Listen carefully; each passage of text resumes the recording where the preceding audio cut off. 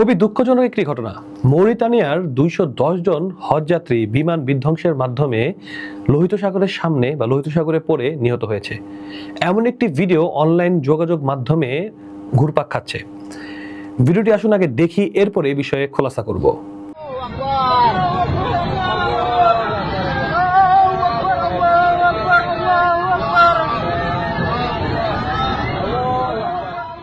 আপনারা ভিডিওতে দেখতে পেলেন যে প্লেনের ভিতরের একটি দৃশ্য, যেটা অন্ধকারের মধ্যে অতটা বোঝা যাচ্ছে না, কিন্তু বোঝা যাচ্ছে যে প্লেনটা দুর্ঘটনার শিকার হয়েছে বা প্লেনে কোনো ত্রুটি হয়েছে এবং সবাই চিল্লাচিল্লি করছে।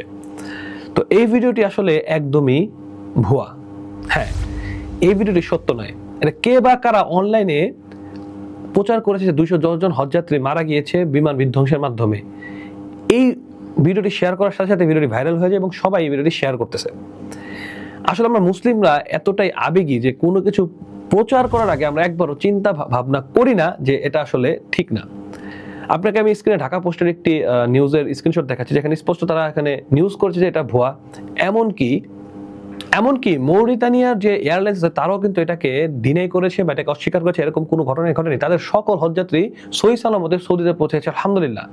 তাহলে এখান থেকে আমাদের শিক্ষা নেওয়া উচিত যে একজন মুসলিম যাচাই বাছাই ছাড়া কোনো কিছু প্রচার করতে পারবে না। আল্লাহ সুবহানাহু ওয়া তাআলা স্পষ্ট করে বলেছেন, যদি কোনো ফাসেক তোমাদের কাছে কোনো সংবাদ নিয়ে আসে, সেটা যাচাই বাছাই করে তোমরা প্রচার করো, না হলে তোমরাই কিন্তু পরে সাফারার হবা। এবং আল্লাহ সুবহানাহু ওয়া তাআলা রাসূল মুহাম্মদ সাল্লাল্লাহু আলাইহি ওয়াসাল্লাম স্পষ্ট করে বলেছেন, যে ব্যক্তি যাচাই বাছাই করা ছাড়া যা শুনে তাই প্রচার করে বেড়াবে, সে মিথ্যাবাদী হওয়া যথেষ্ট। এর মানে আমরা যে এই কথাটি বা এই নিউজটি আমরা প্রচার করলাম, যাচাই করলাম আসলে এটা সত্য নাকি মিথ্যা, আবেগে পরে আমরা বিভিন্ন মানুষ এমন মানুষ স্ট্যাটাস দিয়েছে যেটা আসলে বলার বাইরে। অনেক অভিজ্ঞ আপনার বড় শিক্ষিত মানুষরা এটা পোস্ট করেছে যে এরকম ঘটনা ঘটেছে, কিন্তু তারা কিন্তু যাচাই বাছাই করেনি। তারা কিয়ামতের দিন কি হবে? তারা কিয়ামতের দিন মিথ্যাবাদী হিসাবে আল্লাহর সামনে দাঁড়াবে। তাই দিনই ভাই বোনেরা, আসুন আমরা কারো সম্পর্কে কোনো বিষয়ে, কোনো নির্দিষ্ট কোনো ব্যক্তি, নির্দিষ্ট কোনো সংগঠন, নির্দিষ্ট কোনো নাম, যে কোনো কারো বিষয়ে যদি আমরা কোনো কিছু জানি বা কোনো কিছু শুনি, এটাকে আমরা যাচাই করব, এরপরে প্রচার করব। কারণ যদি আমরা যাচাই করা ছাড়া প্রচার করে দিই, ওই ব্যক্তি বা ওই কিছুর উপরে সেটা মিথ্যা অপবাদ কিন্তু হয়ে যাবে এবং মিথ্যা সংবাদ প্রচার করার কারণে কাল কিয়ামতের দিন আমরা আল্লাহর কাছে ধরা খেয়ে যাব। তাই দিনী ভাই বোনেরা, আসুন আমরা এই বিষয়ে সতর্ক হই। আসসালামু আলাইকুম ওয়া রাহমাতুল্লাহি ওয়া বারাকাতুহু।